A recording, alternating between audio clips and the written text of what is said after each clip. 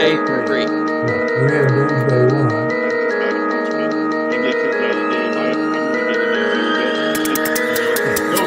No question in my mind. He came from one of the toughest areas of Phoenix. Most of his friends were in the force. Praying for the safety and You got people on the defense talking about it.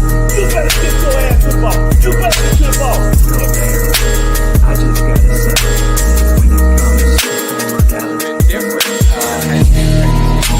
For sure, they would have thrown it off because This guy gets on you. Smaller from and then I go to bed every night like G man, I promise you that we got a special What is up? It's your boy Mike Tag. We got my man Greg in the house, a special Monday show. Jimmy Dee, he's like me. We're getting these kids off to college, and we got all these things going on. It's been crazy. But if you guys are rolling in, make sure you hit that like, make sure you hit that subscribe. Thumbs up to all the new subscribers, man. We're getting there. Like I said, we got to get to 5,000.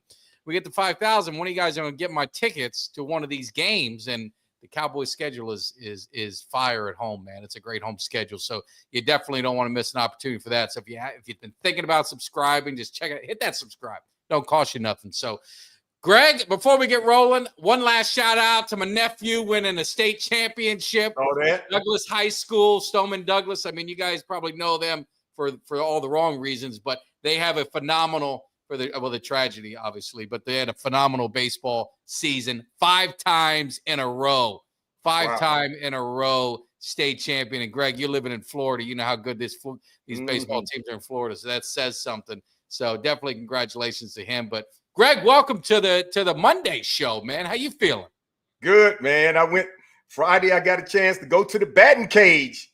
Got my old butt out to the batting cage so I can relive some of those glory days of hitting some fastballs. It felt good. Weekend was good. And how long did it take to catch up? How long did it take to catch up before you? Right away. Right away. Yeah, right away. I've been playing since I was a kid. I stopped actually playing at the age of 48.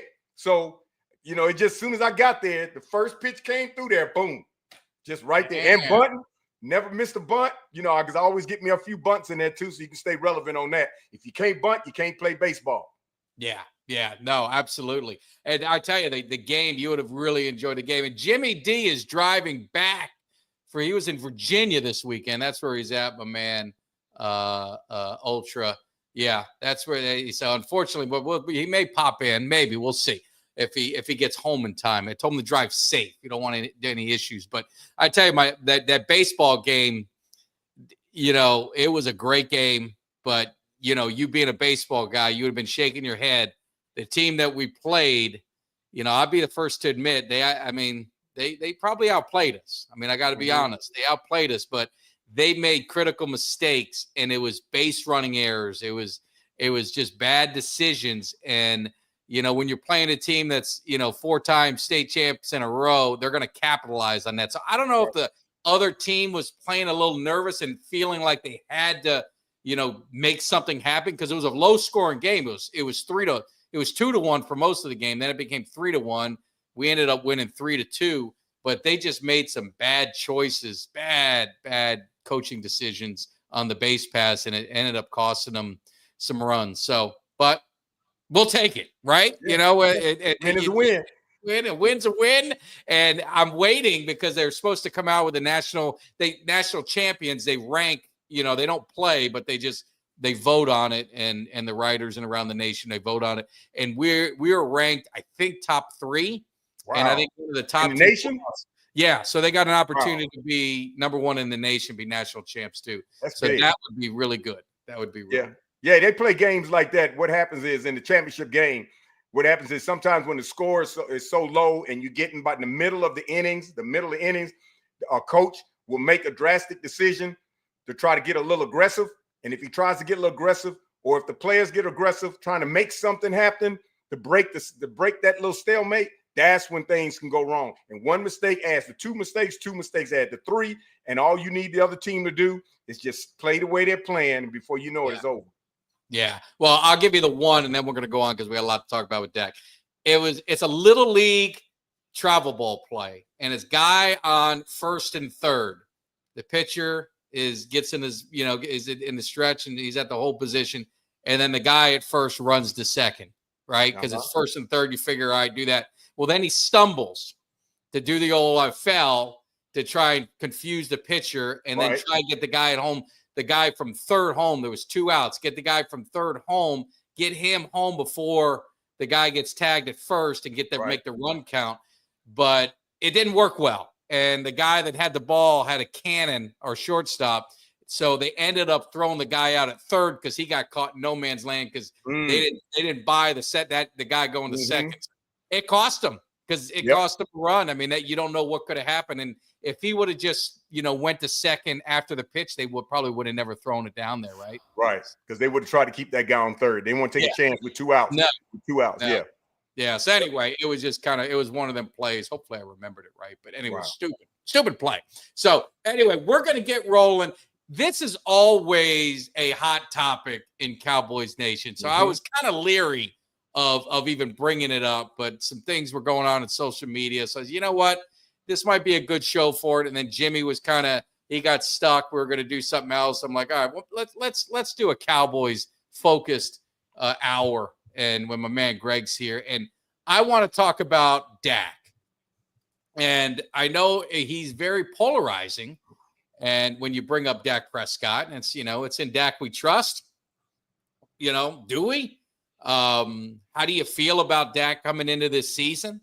How do you feel about the weapons he has, the running game he has, and really how is he looked at in history as a quarterback for the Dallas Cowboys? And he is going to pass Tony Romo this year. He'll be the all-time statistical leader in pretty much any category. I'm not real big on stats because I think generational changes that. I'm still taking Roger Staubach and Troy Aikman over Romo or Dak Prescott because I think rings and leadership matter. So I'm not doing that. But he's still 76-46 record, pretty damn good. He's 6 of his 9 years. He's obviously has been injury free. 4 of his 9 years, he's been 10 wins or more.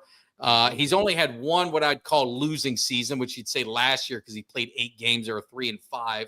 In 2020, he had that ankle injury right at the beginning of the season, so we don't really count that. He's had 15 fourth quarter comebacks, 23 game-winning drives. He's 7th all-time in completion percentage, all-time of any quarterback. Yep. He's 8th all-time in quarterback rating. Yep. He has a 2% interception percentage, which was one of the lowest in the NFL.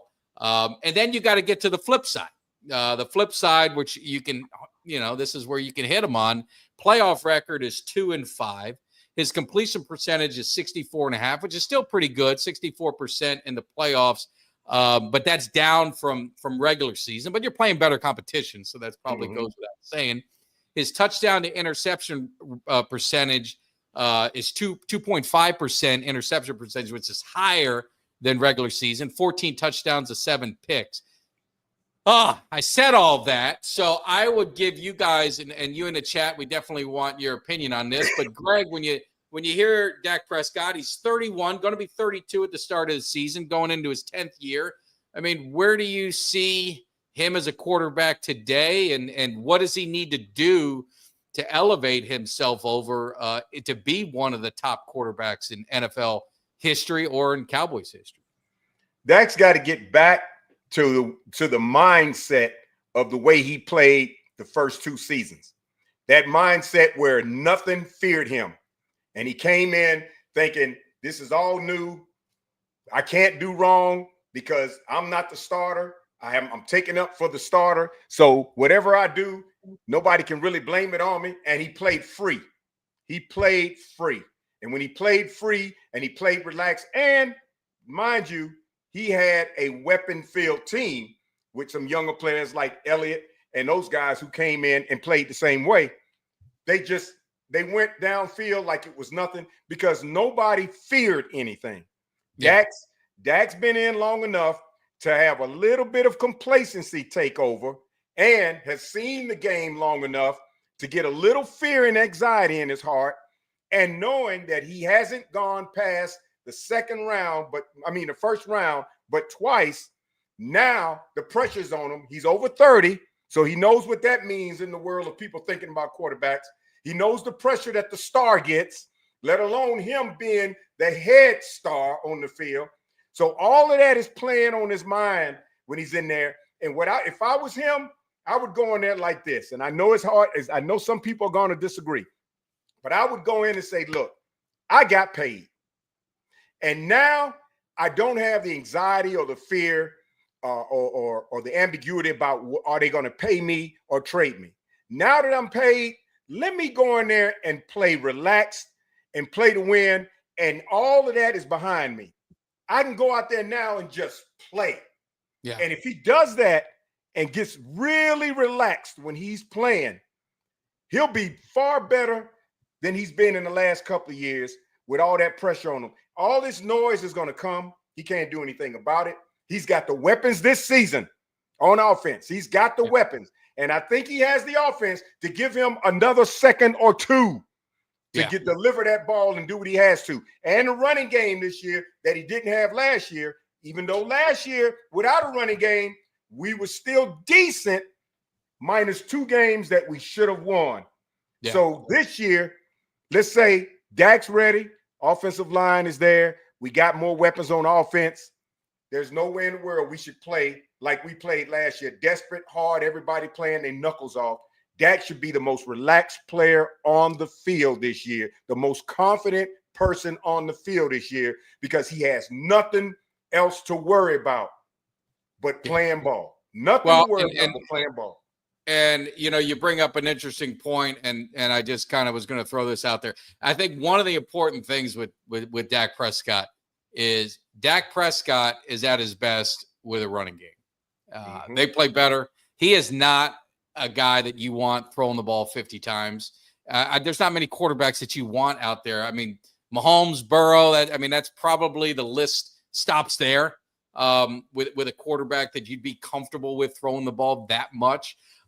He's at his best with a running game. And I look at his playoffs because everyone attacks his playoffs. And there's justification. I was at one of the games. I was about as frustrated as any fan could be at that game. But there's also some times where you say, are we really? You're really going to put all of this on one player. And let's just look at it. Green Bay, his rookie year, he threw for 302, 3 touchdowns, 1 interception, 103.2 quarterback rating. They lost. Tough game. Good game against a Green Bay team. 125 yards rushing, Zeke had, leading rusher. Seattle game, he threw for only 233 yards and only 1 touchdown. His quarterback rating was 105.9. They had 137 yards rushing by their leading rusher, Zeke. Then you go to the Rams, 266, 1 touchdown, no picks, 99 quarterback rating. They managed 47 yards. They lost. San Francisco, I think that was the game I was at. Very frustrated. 254 yards passing, 1 touchdown, 1 pick, 69 quarterback rating. They managed 31 yards, their leading rusher, Zeke. Tampa, 305, 4 touchdowns, 143 quarterback rating. They had 77 yards by Pollard. They also had a bunch of other yards because they were taking guys, they were doing running back by committee, took some guys out. So they actually had a lot more yards than the 77, but still 77 yards, you'll take that, right? Yep. San Francisco, the second go around, terrible game. 206, 1 touchdown, 2 picks, 63 quarterback rating, 26 yards, the leading rusher. And then you go to Green Bay last year, 403, a lot of it at the end. Not going to count a lot of that. 3 touchdowns, 2 picks, 89 quarterback rating, 56 yards rushing. The problem with Dak Prescott is if you're asking him to carry the load, it's not going to work. You got to have balance.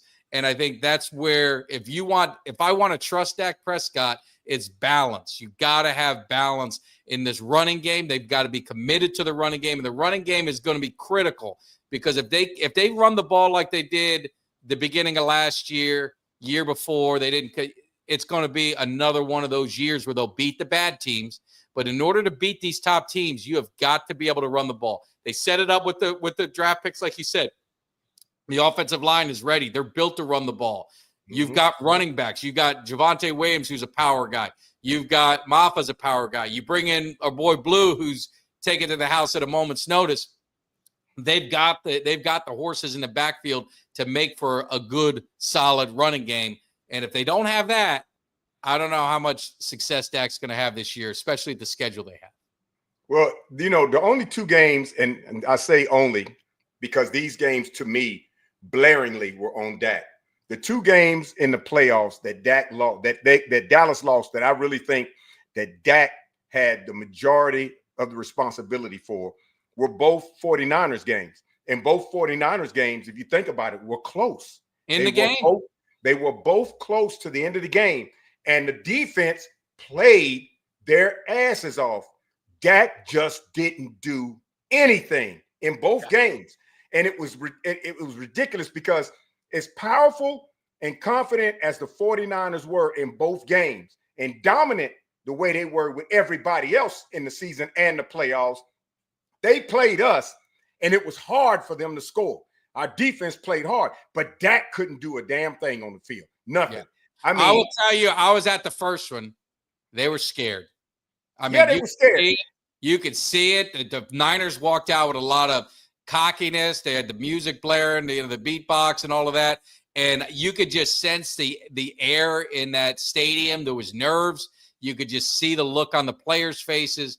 They were intimidated, and they were beat before the whistle blew. And that's on Dak. That's what I say. I agree with you. The two games that stick out to me, if you're going to hammer Dak and you're going to hammer him rightfully so, those are the two games more than anything that get me concerned with Dak. Yeah, because Dak, you talking about them being scared. Obviously, they're going to have some nerves and butterflies going to a rival team and you playing in the playoffs. But the person to me that was the most fearful was Dak.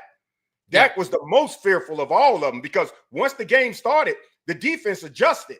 And the defense adjusted and they played their game. They played that game where we should, in a system where if we have a decent offense, we win. But in the offense, everybody else on the offense, they couldn't do anything because Dak had the ball. So what Dak does with the ball or doesn't do with the ball hurts the offense. And then, the second one, he threw those interceptions. And then the first one, running the ball and not downing it and all of that stuff. But those two games in the playoffs are the two games that I solidly give to Dak. But in previous shows, ever since I've been on your show, for the last 3 years, I've always told you, when it comes to people blaming Dak, sometimes it's warranted. A lot of times it's not. They go to Dak. Why? Because he's the lowest hanging fruit. And if you listen to fans all across the NFL, when something goes bad with their team, the very first person they point at is the quarterback. They don't sit back and really watch the game to realize that game ain't on the quarterback. That game was on the defense or the game was on this. But they don't do that because they're so used to watching the game and the only person they really pay attention to is what the quarterback does. And if they don't win, they go to quarterback. So Dak has taken a lot of blame unnecessarily, but because he's wearing the star and it is Dallas and one of the highest visibly watched teams, the quarterback is always the lowest hanging fruit on the Cowboys. So they're going to always go to Dak. But this year, Dak can play with no shackles attached, strings attached. He can go out there and just play ball. All the anxiety of everything else leading up to this for Dak is behind him. Now, even though he's in his 30s, he's at that age now where who gives a damn? Yeah, I'm there. This is what people think. I've heard it all. I'm married now. I got a child now. I'm paid now. I'm in my 30s now. Everybody's going to blame me. The only thing I need to worry about now is play. And now, I'm healed. And look what Jerry Jones and the staff did to give me an offense. Now, if I go out there and I can't produce with this offense, it's obviously going to be pointed directly at me because all I got to do is hand it off. Yeah. Hand it off. And as long as they're running and they're gaining yards, I can just go hand it off, boom, bop, 5 yards, first down. Hand it off, throw when I need to. Oh, I got Pickens over here now. So now the coverage is spread out. They can't double team Lamb. Oh, I got people over. Oh, Pickens and Lamb. And the team can't even catch Turpin. They can't catch Turpin. And if I need a bruiser to give me 5 yards, Ferguson. And before I even look at them, here, you take it, Blue. So we got what Dak needs. Dak's healthy. He's paid. He's got a child. He's married. And believe it or not, he's got a child. So his mindset is kind of changed too. Dak can go out there and play so far relaxed this year that he can just play football. Jerry and them are saying, Dak, I'm giving you everything you need this year. Even I'm gonna act like Jerry. Even I am not sabotaging the team this year. I did a secret deal to get Pickens, and I got a running back. I got everything that we didn't have last year that we needed. And Dak, now I want you to go and make a souffle out of this. Let's see what Dak does. It's fair to say that there are, and again, there are no excuses for no success on offense. I mean, obviously we got question marks on defense, but if the team's going to go as far as Dak can take them, but there's still questions on the defense. And that's where it stays. It's still a team game, but there really isn't any excuse if Dak Prescott is not successful in this offense with what they put together. I don't think there's any more excuses. We can give him a pass last year a little bit. No running game. They didn't do anything to address it. Again, the year before, they didn't have the solid running game. But they should have a solid running game. They drafted 2 young guys. They brought in Williams. Obviously, they got Sanders. Hopefully, he's got to be healthy. I mean, that's the main thing is staying healthy. Yeah.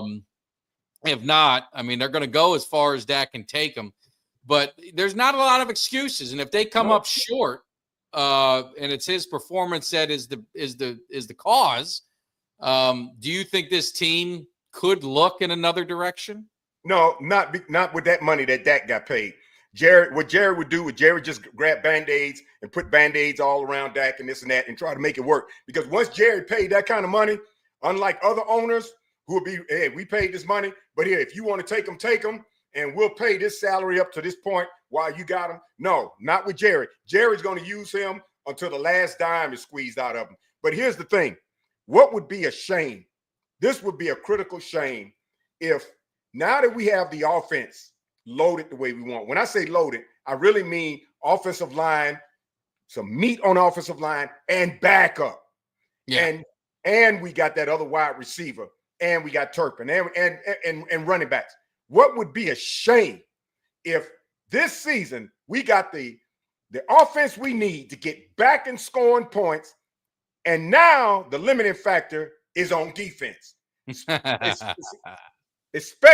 specifically linebacker and DBs. That would be a shame because now not only do we have the offense to do what we need to do, now Dak is going to be expected to create double digits to compensate for a defense that's faltered. We lost a couple of DBs, but we picked up some that should kind of fill in around the mentors that they have. And the question mark is still with Diggs. Linebackers, I'm still questionable because I don't know how they're going to perform this year with the other linebackers we got compared to last year. Defensive line, I'm not too worried about them because I think we got a big boy to kind of plug a hole. We got another edge rusher, and Parsons is that much more motivated. He got his deal. Now it'll just be a shame if we get out there and offense is like, oh, look, man, we got the first drive in Philadelphia. Offense is going down there looking good, and then the defense lays an egg. Because last year, the defense played their behinds off. Terrible. Defense was terrible. They weren't the last year, the defense wasn't that terrible because we still won 7 games. And no, they were terrible in the beginning. In the beginning of the year, like once they got and Zimmer admitted it. He said, I made mistakes early. Like he didn't want to change. He wanted to keep everyone happy, so he didn't make a lot of changes in the system and this and that. And he regretted that. They did get better when the year went on, but those early games, I mean, geez, I was sitting through that Ravens game it was pathetic. And then the Saints game was just really, that was worse. And then when obviously then you started losing Dak, and then the injuries left and right, it just got worse and worse. But to your point on defense, it really, for the Cowboys to be successful, there's a lot of hope, and that's what you got to have on Eberflus. Eberflus was very successful defensive coordinator with the Colts. Not a lot of talent, and he was able to make them a top 10 defense year in and year out. They were very stout against the run. He took the Bears, they had one of the worst run defenses one year, flipped them around and flipped the script and made them to be a top run defense. So scheme matters, and that's going to be really the X factor to me. Is can the defensive coordinator? This is 3 defensive coordinators in 3 years. Can he maximize the talent that they've got and hide the inefficiencies? You talk about linebacker. There's some question marks there because you don't have Overshown, right? You signed a couple guys, but you just don't know. You look at the secondary. You look at the cornerbacks, and Diggs isn't even on the team, advertisements right now. So you don't know what's going to happen with him coming back from that injury. And then obviously your D tackles, your D ends, you got Parsons, you got Fowler there. So they've got some things to work with, but an easy E. I mean, and you got Sam Williams coming back. They're loaded at edge. But it's can he maximize the talent on that defense and put him in the best position? It's going to take discipline from this defense, and their discipline's been a problem here. So it's going to take discipline from this defense to make sure that they do not over pursue, that they don't play hero ball, that they play to the scheme. And that's going to be critical for this team to be successful, without a doubt. Yeah, and I know my cousin Dexter said he was going to be watching tonight. If he is, I hope he chimes in, because he's a diehard Chicago Bears fan. Let me tell you something. And that Dexter's got a mind for football, especially Chicago Bears, homegrown. And he can tell you about Eberflus. He talks about Eberflus and things about what Eberflus does that would blow people's mind about how good he is as a defensive coordinator, but basically trash as a head coach. But as a defensive coordinator, he is one of the top. And I'm hoping as training camp goes and he notices how our DBs are responding or not responding to how he coaches the defense, that he goes back to Jerry and Shoddy and say, listen, these DBs we got, something's not right in this mix. And no matter what I'm showing them doing, we're lacking. So if you got some people on the wire, you got some people on the practice squad or somebody out there that's low-hanging fruit you can go get, this is what I need for DBs on the defense that I coach to make them successful. And these are the DBs that we have that I'm going to tell you now will be a liability. And if he can echo that to Shoddy in a way early enough when they get in the middle of training camp, then they can make some adjustments, because Eberflus is going to be putting out a defense that's supposed to be ranked high.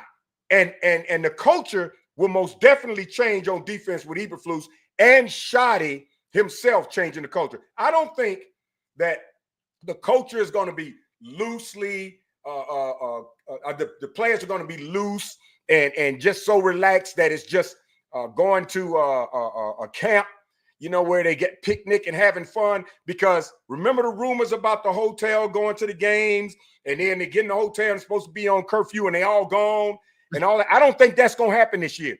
No. I think the coaches that we have with Shoddy, Eberflus, and the others on that Shoddy got on the staff, I think the culture, before they even get in training camp, the real heavy training camp, has already been established in the sense that this is what we're expecting. Now, you walk in this door like some of y'all did last year, you're going to be on your way out.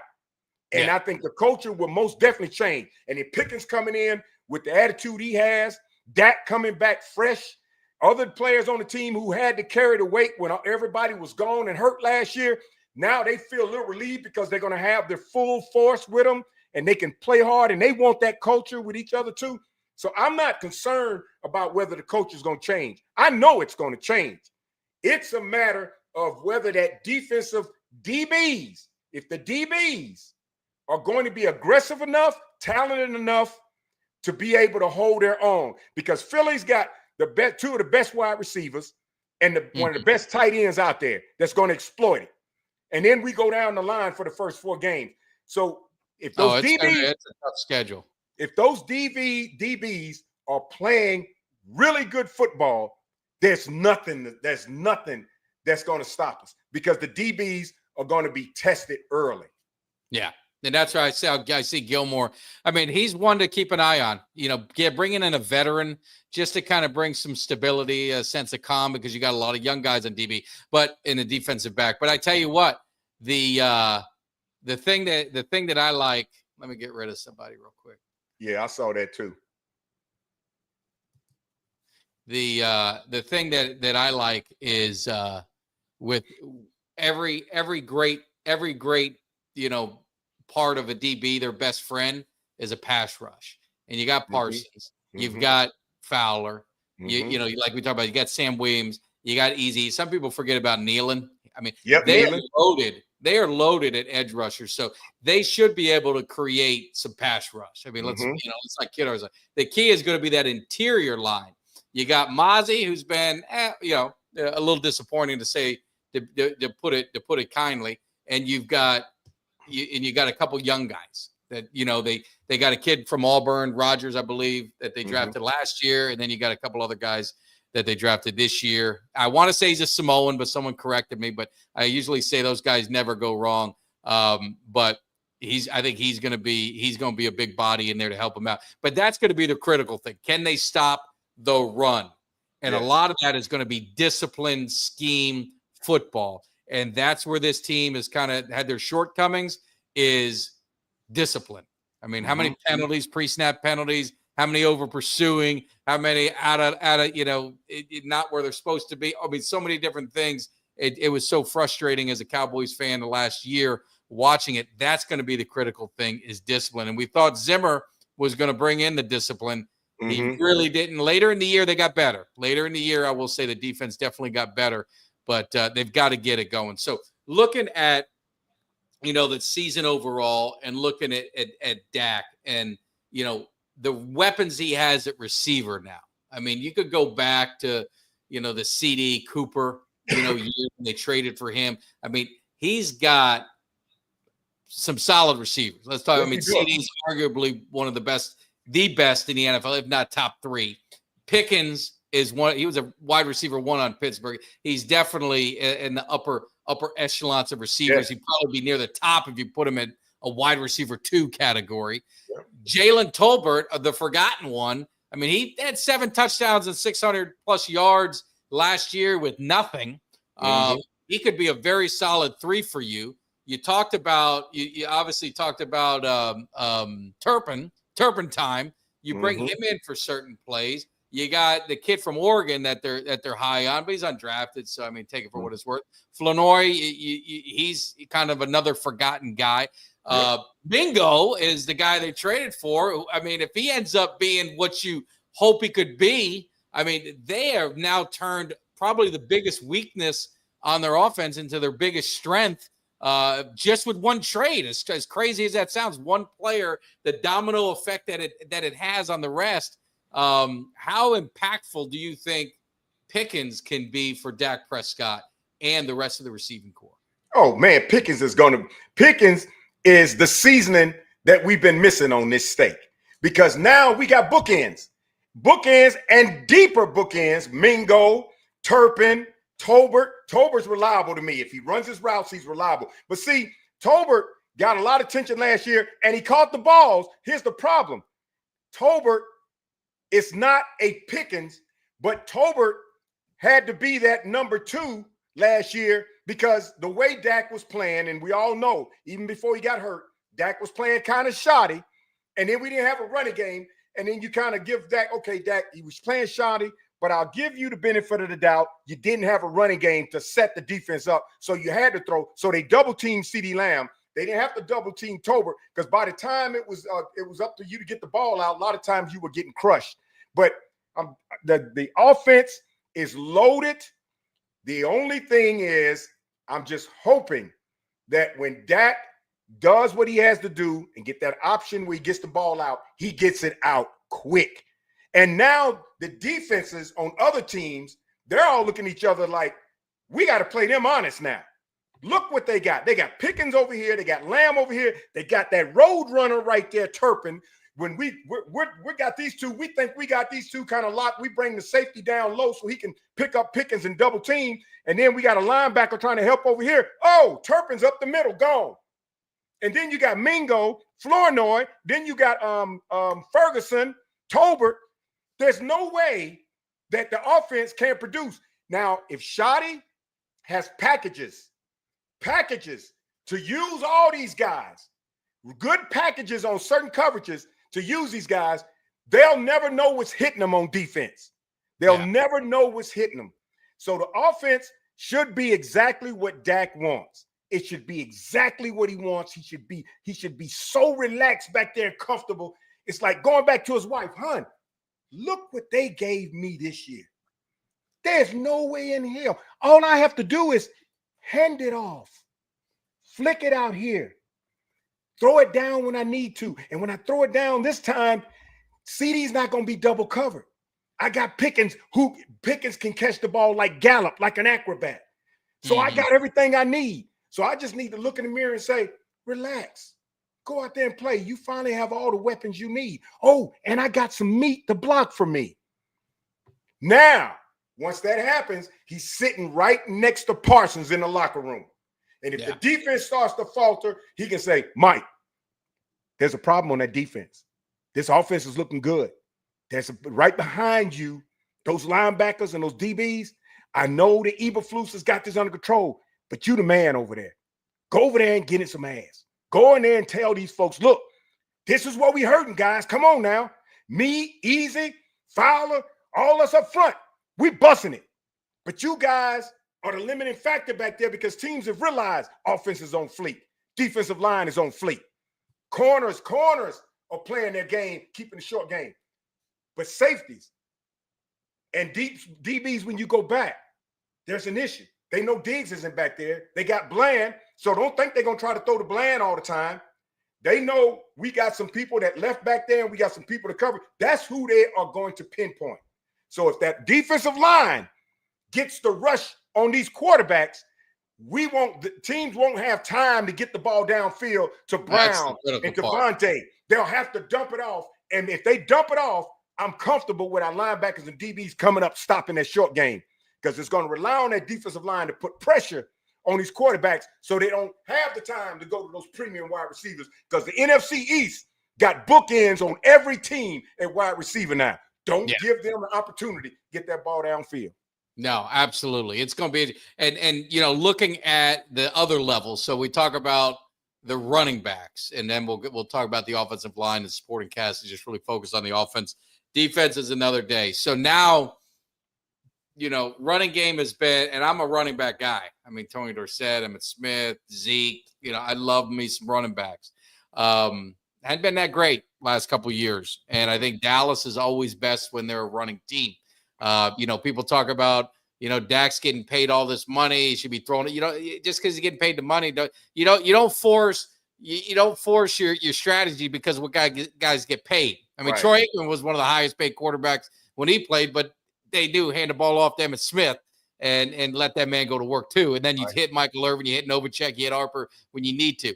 Don't let money decide how many attempts Dak Prescott's getting or how many carries a running back gets. You do what wins, and what wins is running the football. It's been proven time and time again. The Eagles showed it last year. The Chiefs, in the years they won the Super Bowl, they were running the football, especially in the big game. You need to be able to run the football. That sets everything up. So I think with the Cowboys, I was listening to my man DMV and J Tuck. They were talking about it today. OTA starting up, trying to see what he looked like. And, some still aren't 100% convinced that we've got the running game that can be dominant. People feel we don't have that RB1. There's only a few. There's Barkley, there's Henry. There aren't. I don't know which other ones are out there. There aren't many that are true, like 25 plus carry guys. It's going to be running back by committee. But when you look at Javonte Williams, you look at what Blue can bring, and you look what Maffa can bring, and maybe Miles Sanders. I think he's going to be the odd guy out. I don't know. And you got Hunter Lipke in there at fullback. Are you okay with this running back room, or are you on the train of, hey man, if Chubb if Chubb's there, I mean, go get him. Why, let's worry about next year. We're about today now, and you got a chance to get Chubb, who could be the lead dog. I mean, what's your thoughts on the running back room where it stands today? I'm okay with the running back room. But if Chubb is available, get him. If Chubb is available, get him. Quiet as it's kept. You don't hear Chubb's name in the highlights all the time. But when you watch a game and you see Chubb playing, Chubb is a bruiser. And Chubb will get the yards. And Chubb never quits. He doesn't play complacent. He doesn't play relaxed. Chubb plays like he's got something to prove. If you put Chubb back in our backfield, I'll be better than okay. Because what Chubb would do for Blue and Devontae and the rest of them back there, what Chubb would do was make them look in the mirror and say, man, I thought I was playing. I got to step my game up. Chubb is a quiet assassin. You don't hear a lot of flurry about him, but when Chubb is given the ball, one thing you can be guaranteed, he's going to give everything he got to get through there. Injuries may have kind of slowed him back, but when he comes back, you didn't even know he had an injury. So Chubb, if he's available and we can get him, I would get him, because I guarantee you one thing, when the season starts, Chubb's going to be on somebody's roster. So I'm okay. I'm okay with our running game because we have one now compared to last year. And we got other weapons on offensive line and wide receiver that make me feel a little bit better to compensate. But I'm really going to be paying attention to the running game to see just how good we are versus okay. Because with Blue, there's a lot of expectations. And Blue is healthy. And he's young, so he's recovered from the injury. And Miles, you say Miles may be the odd man out, but he's experienced. Yeah. He's experienced, and he might want to prove something for one good year with the Cowboys wearing that star. Because there's a different level of motivation that comes on you when you come from other teams and people really kind of not really paying you that much attention. And then Dallas gives you an opportunity and you putting that star on. If that's going to be the last team you play for and you with the Cowboys, it's a whole different level of motivation. It ain't like you going to the Cleveland Browns, because most players go to the Cleveland Browns late in their career just for a payday.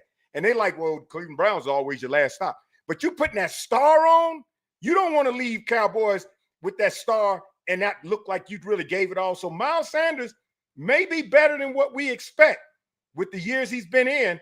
And the mentorship he can give to the rest of them back there is going to be something else. But you put Chubb, Miles Sanders, Vontae, and you put Blue, oh my goodness. Yeah, I'll take it. I'll take it a step above. Okay. Well, let me check the chat. Chris, Dallas Cowboys talking to Cooper now. I don't think that's happening. Amari Cooper, I think that ship has sailed. Especially with Pickens. With Pickens. I'd be surprised. I'd be surprised. Google Nick's Chubb injury history. I mean, I know it very well. Read the list to Greg and have him re-answer. I already know. That's the thing. Injuries, but that's why he's available, is because he has some injuries, right? He had an injury history. But when he plays, I mean, you can't deny that he's a difference maker. And I guess to your point, Greg, it's a luxury if you've got your young running backs. You'd have to sacrifice Sanders and probably Williams if you went Chubb's route, or Maffa and insert Javonte Williams if you wanted to do that. You'd have to sacrifice one of them. But it's a risk reward. I mean, Barkley was a risk reward for the Eagles. He had injury history. Always injury followed him. He didn't have any injuries last year, and he put up 2,000 yards. I mean, it's risk reward. It was a great reward for the Eagles. They got a lot of criticism for paying Barkley that kind of money and an injury hit. What are you doing? And it worked out phenomenal for him. It worked out well. Some people thought Henry was washed up. I mean, that worked out pretty well for the Ravens. So it is a risk reward. There's others that you pay that it didn't work out so well. I mean, there's always that chance too. And Mike, when he says look up the history, you're talking to two old school Cowboy fans here and been watching the NFL probably, and no offense to the guy that said look up the history. No offense, but I've probably been watching the NFL a lot longer and closer per position and players than you have. I know all about Nick Chubb, but like I said, and Barkley proves my point. The Giants didn't get rid of Barkley because they thought he was washed up. They got rid of Barkley because they were concerned that his injury history would repeat itself and they lose that weapon on offense that they're about to pay for, that they're about to give them some money and pay for. That's why Barkley let these folks know, look, I'm healthy, I'm ready, I want to be a Giant for life. He went to Philly. What happened? Motivation level shot through the roof. He knows Philly is a competitive team. He didn't have any injuries. The man played his butt off. And after about game 2, nobody was talking about Barkley and his injuries. Yeah. Nobody. Nick Chubb, to me, he's not a Barkley, but Nick Chubb is the closest person when it comes to injury history and coming back and playing to a Barkley, because Barkley, when it comes back from injury, you never see the fall off. They were worried about whether he's going to get hurt again. Nick Chubb, he comes back and play, you never see the fall off. You just worry about whether he's going to get hurt again. No, that's what it's risk reward, and DJ, we love you, and there was nobody got offended by anything. Yeah, I mean, I'll take the chance on him. Yeah, we're passionate. We're passionate fans. We all want to see people win.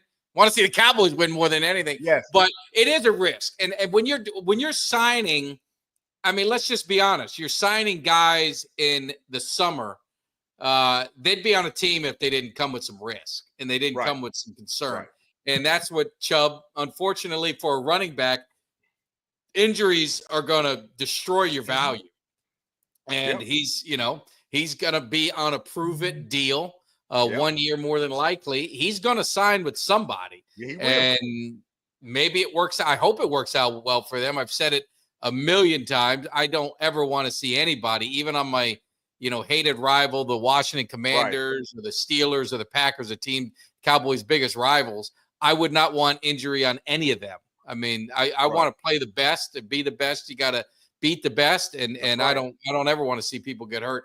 But Chubb, that's just the reality of it. You're going to get value from a dollar standpoint, assigning him for a 1-year deal, but there's going to be risk that he could get hurt. And I mean, he's had injuries on his knees, and that's not a running back. That's not the best thing for a running back. But we'll see what happens. So looking at maybe not Chubb. So you're looking at what we have now in the running back room.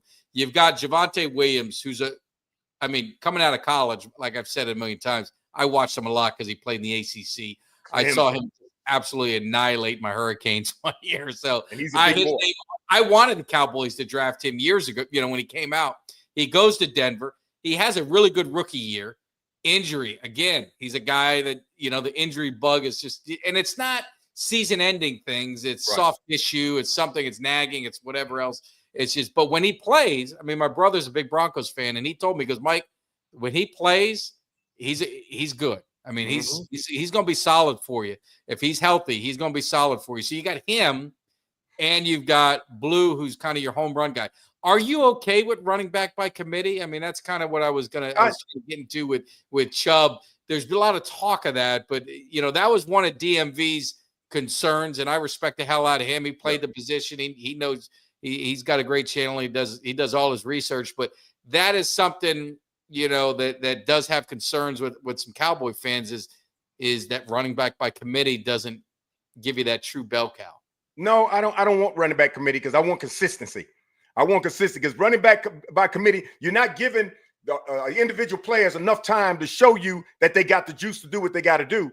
And if you bring in different running backs all the time, it always makes me, when I hear stuff like that, it takes me back to where we used to watch. Staubach. When Staubach had to go, quarterback, Landry, you go in this play. You go in this season. You go in on this series. You go in on this series. Staubach hated that because there was no consistency. And Staubach couldn't be consistent in those games to keep driving because next thing you know, Landry's bringing in the other quarterback. And I didn't like that. And running back by committee is the same. I want that consistency back there, running back. You got the other running backs to plug in there on third down if you need to, or give this guy a little rest when you need to. But don't do it by committee. Now, I don't know where that all started. I don't think that came out of the Dallas Cowboy organization about running back by committee. No, it's just a trend. It was a trend of the NFL. That everybody's talking about, but I don't think Dallas is going to be conducting running back by committee. No, Dallas is looking for consistency in the running back. And whoever proves in training camp that they're number one and number two, that's who's going to get the job. The other ones are going to have packages, and the other one's going to come in as this person gets tired on the long run, or they need this person to come in on third down because he's more specific to something else. But all these fans put that running back by committee out the window. And I think you started it because we didn't get like a Zeke or Emmitt Smith through the draft, where that's going to be the automatic number one. We got good running backs, but you guys and none of us know who's going to be number one, who's going to be number two. We don't know that yet. So the obvious explanation for people is running back by committee. I think it'll be established. That boy Clemson, Javonte, is a big boy. Yeah. He's more not straight north to south, but he can bust it. He can bust a hole open. Blue is finesse. So he's got to be speed. He's got finesse and speed. So you got those two back there. You got great run. I mean, when I ain't go great, you got really good running backs back there, and everybody else are complimentary. Yeah. Well, we get a super chat, and I really appreciate it, Chris. Definitely supporting. This super chat goes to the Cowboys Cave tailgate party. I'll give a shameless plug. If you guys are going to the Packers game, we will have our tailgate, our third annual tailgate party. It's going to be fire. It's going to be fun. There's going to be a lot of surprises. There might be some surprise guests that might be popping in. So it's going to be a good time. So, Chris, appreciate the super chat. Not saying you guys are doing it. Well, good thing you didn't hear the beginning of the show. But fans, stop putting the divisional loss on San Francisco all on Dak. Too many other things went wrong. Besides Dak, Diggs missing that tackle. I swear to God, that's what I look at every day. It's almost like DeMarco Murray, the fumble in Green Bay. Everyone looks at the Dak play, or the play, but they don't look at that play and the drop pick. 100% agree. That's why I'm telling you guys, Dak deserves his share of the blame. Make no mistake about it. That wasn't his best game, but there was critical plays. The stars got to be superstars in critical moments. And Diggs is a superstar. He needed to put the hit on Kittle. Mm-hmm. He let off. He didn't do it. He did the whiff, and that killed him. So appreciate the super chat, Chris, supporting the Cowboys Cave channel, but more importantly, the tailgate party, because it's going to be a lot of fun. So hopefully I get to see you guys there. Blue is electric. He's going to be exciting. He's that home run guy. If you got memories of Felix Jones, think of him early on. You remember that Felix? He was, and then when they made him the man, it never worked out. When it was, when he was that home run guy, man, it was God. He'd come in and just 80-yard run. Yes, and I think you could see a lot of that with Blue. But yeah, so the running backs, I'm for the hot hand. Like I need. If it's Maffa, if it's Williams, I don't think Blue's going to be that guy. I think he's always going to be kind of your scat back guy. But if Blue, it's going to be out of Maffa or Javonte Williams. If one of them is killing it and they're just cranking out 4 yards, 8 yards, 5 yards, 2 yards, 8 yards, 10 yards, just keep feeding them. Don't take them out. It pisses me off. Like I would see Pollard. I'll never forget. I don't know if it's the playoff game or whatever game it was, but Pollard was just killing it. And then they went and brought Zeke in. And it's like, I'll bring Zeke back in. And it's like, no, I think it was a playoff game. It was when Zeke was the first drive and they brought Pollard in, either the second or third drive. We went right down and scored a touchdown. And then they went right back to Zeke. It's like, no, go with the hot hand. I don't care who the name is. When in these situations, you got to. So I'm hoping that with the Cowboys, they're going to go with the hot hand at running back, and then mix in some Blue, because he is a home run threat. And the thing they talked about, if you look at Javonte, you look at Moff out of college and Blue, and obviously the receivers, almost every offensive player that's a skill position, they have like 50 yards receptions last year. either in college or in the pros. So we got running backs that can catch out of the backfield. We obviously have receivers. We got our tight ends. So this offense should be pretty loaded, which leads us to the last part of the puzzle, and it's the offensive line. And I will go on record before the season, before the draft, I should say. Yeah, he was a beast. We got a taste of him in Miami too. I was okay with this offensive line. I thought this offensive line was gelling as the year went on. Obviously, they lost Martin. They were building. And by the end of the year, we want to talk about a run blocking offensive line. They're there. Pass protection, they're still, need a little bit of work, but they were getting better and better as each game went on. Now you get in Booker. So now you're really looking at that interior line, which you talked about Philly, you talk about Washington, you talk about some of these teams that we're going to be going, the Chiefs, you talk about some of these defensive interiors that we're going to be going against. You now have Tyler Smith, a perennial All-Pro, future Hall of Famer if his career stays the way it is. Cooper Beebe is going to get in his even better. He had a phenomenal rookie year coming in to play center, which is the quarterback of the line. He's coming back, going to be even better. He'll probably be a Pro Bowler, breakout Pro Bowl in the All-Pro at some point. Then you get Booker, who by all accounts comes from Alabama, phenomenal college career. That interior line is just there. Then you got Guyton coming off a rookie year. You asked him to be a left tackle. That's a tough ask for a rookie. But he got, baptism by fire, but he showed flashes of what he could do. Steele got better as the year went on. He's never going to be an All-Pro, but he was solid. You put together a pretty formidable front five, but then what you also have, you got Hoffman, you got Bass, you got Rich. You created depth in what you did last year. How are you feeling about this offensive line? I used to use the old joke, when Tyron Smith got hurt, the season was over. There was no more offensive line. I think they've really created some depth with some of the injuries they took advantage of last year. How are you feeling about this line overall? I'm feeling good about it. Let me put a button on this. Pull up this Dexter Henderson right here. Pull him up. Pull his comment up right there. Let me find it. Dexter Henderson. He's the FSU? Yeah. He's that's my cousin. He's a diehard FSU fan. Me and him are he knows Miami's gonna whoop that ass again. Hey, texting each other all year long, and he's supposed to be coming to the house for that. You see what he said? We're both ACC people. You see what he says about Maffa? Yeah. That's why I said Maffa can be a beast back there as a running back. But getting back to that offensive line, we are deep. We are deep in that offensive line.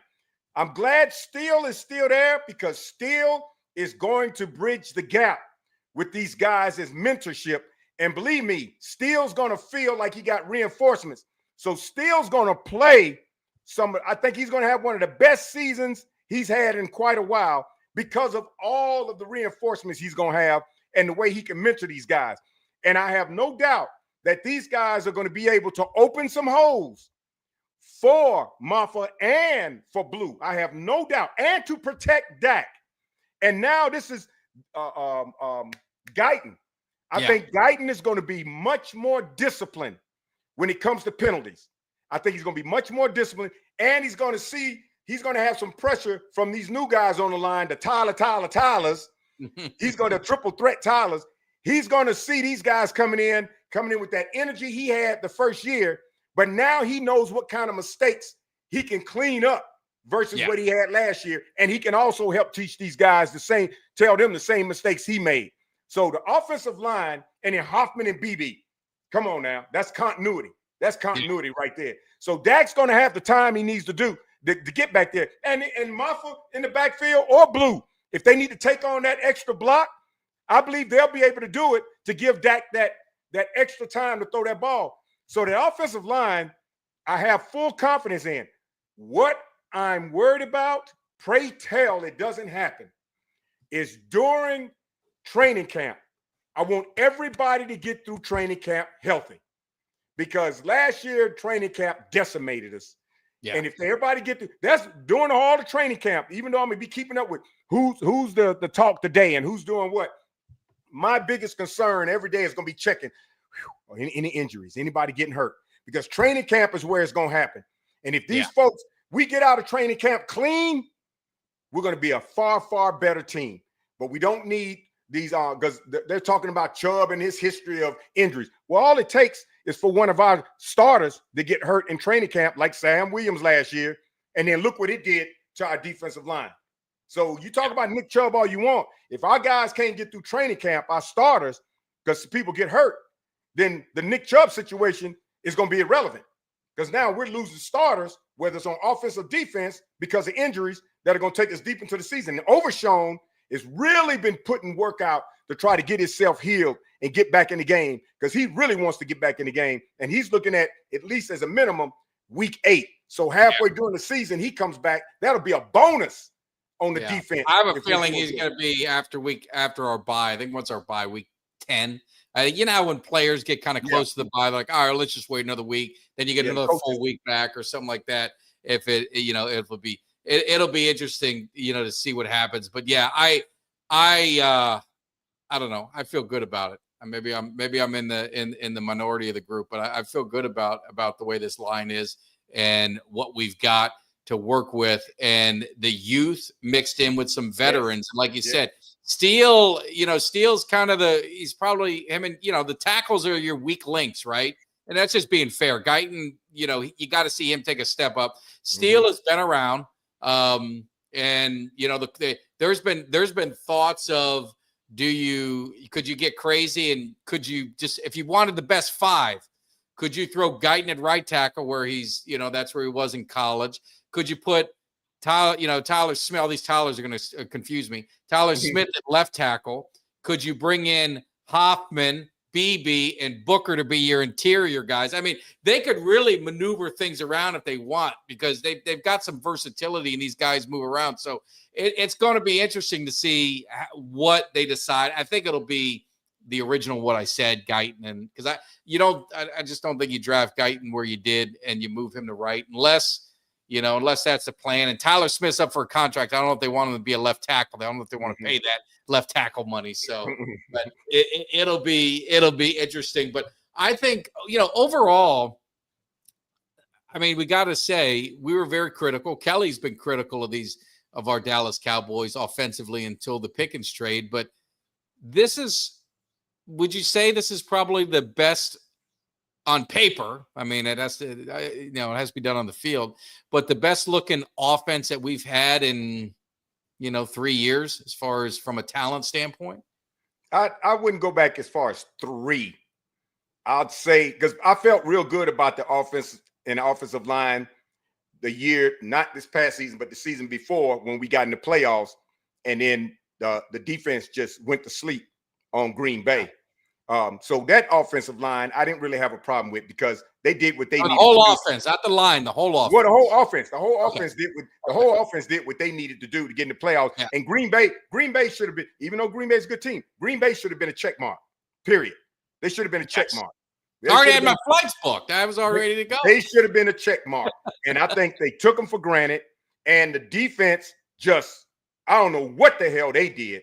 That right away, that just blew it. So the offense that year, I felt really good about. So I'd say in a year, over the last season compared to where we are now, I'm thinking this offense is potentially ready to be back and loaded on the level that we were when we made the playoffs and played against Green Bay that season.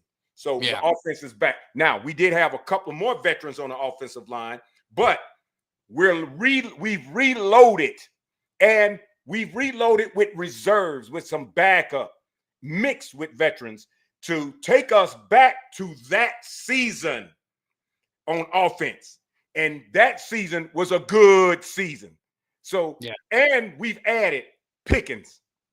So now we're looking like we need to look prior to this last season, because I'm telling you that the operative word for the last year's season was injuries. Decimated. Oh, and the injury bug typically doesn't fall for some reason. It's just like someone got upset because I said Madden curse, and it's nothing like you hope a guy gets hurt. It's just the Madden curse. It's been around since the beginning that I can remember. Sometimes it works, sometimes It's nothing. Sometimes it hurts. I mean, I saw Ray Lewis win a Super Bowl on the cover of Madden, but you saw Michael Vick with an injury. You saw others with bad years. Josh Allen with a bad year. I mean, it's just one of those things. The injury bug typically doesn't hit you 2 years in a row. Very rarely. Not with that many starters. Goes to another team or goes to the Cowboys injury bug was just between them and San Francisco last year. It was, I don't know who had it worse, but it just destroyed both of those teams. And I don't think you're going to see it again. No, so. and our injury bug hit us so hard last season, mainly starters. Mainly starters we hit on both sides of the field. And that's what hurt us. It wasn't like 1, 2, 3. And it was like, good gracious, who do we have left, man? Do we need to go out there and play? That's how bad it got last year.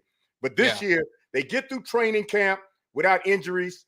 We're going to be putting one of the best teams out there on the field that we had since that season that we did the snafu with Green Bay up to that game. Because the season before, we beat the Buccaneers in Tampa. So we were looking good. Now we're back on track if the injuries don't hurt us. And it's a good thing if the injuries don't hurt us because the NFC East is loaded. Oh, yeah. No, I mean, you don't want injuries. But Dexter has a question. And he says, listening to you guys, I'm guessing both of y'all are in on Shoddy. And, I talked about this on a radio show that I was on. Shoddy's grown on me. When the hire was announced, I wasn't that crazy about it, just being honest with you, because I felt if they were going to move on from McCarthy, I wanted them to move on from everything. I want everyone gone. Just start all over. But with Shoddy, the more I've listened to him, seeing the coaching moves that they made, the assistants getting Adams and getting Eberflus and, some of the other assistant coaches that they got underneath them, some fresh eyes, philosophy that I'm a fan of, you got an offensive lineman mindset as an offensive coordinator. So, I mean, running the ball is a priority. Eberflus would, hopefully kind of get that defense together and listening to him talk, seeing the players, how much they've responded to him, being at when he was announced, all those players that showed up, kind of seeing him interacting. It's just the small things and listening to what he says. He's kind of grown on me. And I got to thinking, it's like, I don't think a headstrong coach, we're going to get one in Dallas with Jerry Jones. So, Shoddy seems like he commands some respect from them. The players really seem like they like him. He's got a pedigree. His dad was, a phenomenal, Hall of Fame type coach. So you hope that there's something there, in his DNA.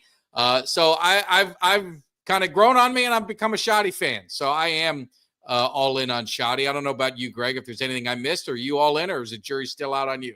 Well, I'm exactly the way you were. At first, I was like, what? But then I started thinking. I started putting my analytical hat on. I said, wait, first of all, he's relatable to the players because we had McCarthy, we had Zimmerman, we had grandfathers out there. And now Shoddy is relatable to the players. Shoddy's closest to that generation of coaches as the Siriannis, as the LaFleurs, 49ers coach, et cetera, et cetera, et cetera. So he's in that generational level. His mindset and offense is thinking like those coaches because he said, McCarthy was the offensive coordinator. I saw some things he called on offense where I was like, man, I would have done them different. And my mindset is that Shoddy would have done something different, and it would have been on the level like the LaFleurs and like the what's his name for the 49ers coach Shanahan and Sirianni, because those guys are thinking different, and the coach for the Rams, they're thinking different, and they're in a different generation. Shoddy's in that generation, and now grandpas are gone. So we got Shoddy at offensive coordinator. If he's going to be calling them, he's going to be doing things different. And I'm telling you, those packages are not going to be as vanilla as McCarthy was calling them. Because McCarthy, regardless of how time it passed by, I don't think he really paid attention to what these younger coaches were doing and the style of play they were playing that was moving in a different direction. And I think he only picked up a little bit of it, but not enough to make a difference in the game. Shoddy is already there. He's already there. And he got a chance to sit behind McCarthy as an offensive coordinator. He got a chance to sit behind McCarthy, see what McCarthy was doing on offense that he felt he would do different. And I love what he did in the locker room. That's when I start to feel Shotty may be the right person. When I heard him say, when they asked him the question, well, what was your reasoning behind putting Micah Parsons next to Dak in the locker room? And the light bulb went off. And all I could think about was, that's smart. You got the head defensive player, the head offensive player sitting next to each other. I can imagine that conversation, what Dak sees on defense that he could talk to Mike about, what Micah sees on the offense, instead of Dak talking to another offensive player and Micah talking to another defensive player. I can only imagine who else in the locker room Shotty has put next to somebody. Yeah. And the coaches he brought in, and then Eberflus, who I definitely wasn't sold on only because I didn't know much about him. And I saw as a head coach, to me, he was a failure. But Dexter, he brought it home for me on Eberflus, because I know Dexter's not going to pump somebody up and that's been on the Chicago Bears like a coach and a coaching staff if he doesn't think they have value. And like he said, Eberflus is not a head coach. He says, but Greg, you guys are going to be pleasantly surprised at what he does on defense. He is one hell of a defensive coordinator. I mean, go look at what he did. And it's funny because it's him and Sirianni were on the Colts together.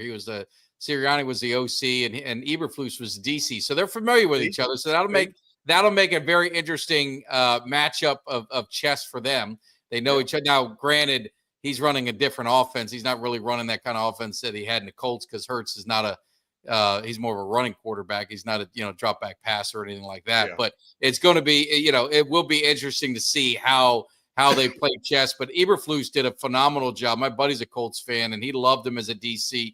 And they didn't have a lot of talent on that team. Go look at those rosters, and he got the most out of them. And that's what you're kind of hoping that he'll be able to do. So, guys, we're up to the clock. I started late, so your boys got to work. So we're going to be wrapping this thing up, but wanted to thank 255 of you guys hanging out on a Monday night, chilling in the cave. We definitely appreciate it. Just want to make sure if you guys are still with us to hit that subscribe, hit that thumbs up. It doesn't cost anything on them videos, and we definitely appreciate it. Greg, I want to give you the final word. We talked about, Dak Prescott. We talked about, in Dak we trust. It was just kind of a play on words a little bit, but, looking at this kind of year, are you good with Dak? I mean, are you, this is your 1 year, this is your shot. We kind of got you some weapons. It's put up or shut up time for you, Dak, or are you happy with him as your quarterback and he's, you're riding with him until the end? Yeah. And for one, I've never been get rid of Dak. Everybody that knows me has followed me, whether it's been on TikTok, on Facebook. You've never heard me say, Dak gotta go. No. I've always been, Dak is the man. I know, regardless, the worst season he had for me was last season before the injury, because Mike, remember, I used to tell you, I said, something's not right about Dak. He's throwing the ball in the dirt. He seems like he's scared on the field. Something's not right. And then he got hurt. Because prior to that, he was playing like trash, and I never seen him play that bad consistently in a season. But then he got hurt. But I'm sold on Dak. Dak isn't but one of 53 players. So I'm sold that we have the right quarterback. Jerry has sabotaged us over the years by not giving us the pieces we need in certain areas in free agency when we could have got the boom on getting Saquon or Derrick Henry. We could have got the boom, and that could have helped out a lot. I'm satisfied with Dak. I'm in no big rush to hit that low-hanging fruit and say Dak's got to go. I just want the rest of the team, now that we have the weapons, I want the rest of the team to be able to do their job, because now that we have a running backs, it's going to make a difference. If we had a running back last season, if he had just picked up Saquon or Derrick Henry, we make the playoffs. Yeah. We make the playoffs with injuries. Now, how we do, I don't know. But without a running back, people realize we didn't have one. And all season, before Dak got hurt, they blaming Dak. Dak had a trashy year, but he was the only one they want to blame because he's the biggest star on the team. And Dak was only one of 53 players. So Dak wasn't the reason we didn't win last year or we didn't do well. Dak's got everything he needs now. His mind should be at ease. He's paid. Doesn't have to worry about whether he's going to get traded or they want him. And he's not going to be gone next season either. He's got a different aura about himself with the child and his wife, and now he got another house. He has nothing else to worry about off the field but concentrate on playing ball with the weapons that he has. Yeah. So I'm confident Dak is what we need back there at the helm. So I have no issues with Dak. Yeah. I mean, he's the best option we have, right? He's the best quarterback on the team. And, as some say, I saw a comment about people would be upset. The old fans are going to be upset if Shoddy wins without Dak and shows out. The team's young. I don't give a shit if Greg's quarterbacking. Long as we win. My allegiancy is to the star, to the win. I don't care who's quarterback. I have no allegiancy to anybody. But if Dak is the quarterback, I'm going to support him. That's it. Right. I mean, that's just the way it is. But I definitely appreciate Dak Prescott. I think, he's got to put up. I mean, there's talent here. So this team offensively, they need to get it together and they need to be much better than they were last year. Obviously, the injuries played a big part, so we're not going to get all into that. But we're there. I did see a quick question back, Paxton, over on Twitter. Now, make sure you come over to YouTube, Paxton. Do you think Turpin's going to be heavily involved in the offense?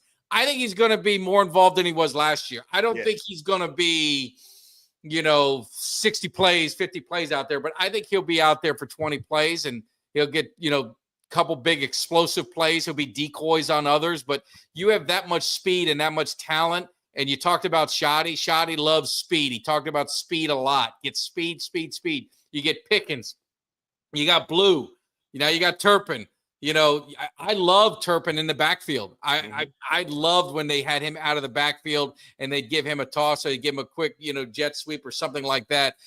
Use his speed, get him in the open field. I think they're going to have a field day with utilizing the weapons and the speed that they now have, because that's the one thing this offense didn't have, a hell of a lot of speed.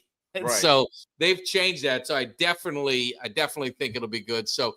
But definitely appreciate all the new subscribers. I saw a lot of new names in there. Appreciate it. Get over to YouTube, man. Get over to YouTube and hit that subscribe. I appreciate it, Paxton. Thank you to everyone. Like I said, when we get to 5,000, we're going to be giving away tickets for a Cowboy game, my club seats. And I'm going to tell you this right now, today. It could change. But today, the available games that I haven't decided on, Giants, I'm up in the air. Eagles, I'm up in the air. Cardinals, not going. Chargers, I sold. I think there's one other game I can't remember that is up in the air. But Eagles, Giants, Cardinals, Monday night, if you got one of those games, that's pretty damn good. So get to 5,000 subscribers, and I will promise I'll be giving away. But once they're gone, I sell them or I decide to go. It's too late, too bad, so sad, as my English teacher used to tell me when I told her I forgot my homework. But that's just the way it is. But again, appreciate everything, Greg. As always, there's nothing better than having you in the cave talking Cowboys football. It's always a good time. We're two old hats, but we bring a different flavor to it. You got a lot of knowledge, and I love the passion you have with the Cowboys. So always good to have you on and be a part of the family. And hopefully you can make it out to that Cowboys Cave tailgate party. It was so great having you there. We'd love to have you there again. So any other final words for us, Greg, before we sign off? The only other thing is, and we don't have to get into the discussion with it, but we didn't even bring up Joe Milton. So no, we'll save that for another day. And the last thing is, they can't double cover Turpin when you got Pickens and Lamb over here. So Turpin time is going to be wide open. It's going to be an explosive offense. It's going to be fun to watch. Don't know about the defense. We're going to save the defense. Greg and I will do a show on the defense together. We just focus on the offense. Defense might be a different story, but we'll see what happens. I appreciate everything. Hit that like on your way out. Hit that subscribe if you're new to the channel. Thank you for all the support. We'll be live. Kelly K9 and I will be back in the cave on Wednesday night. So hopefully we'll see you guys then. Take care. See you. Give me somebody that's hungry. Give me somebody that's hungry. I need somebody. Hey.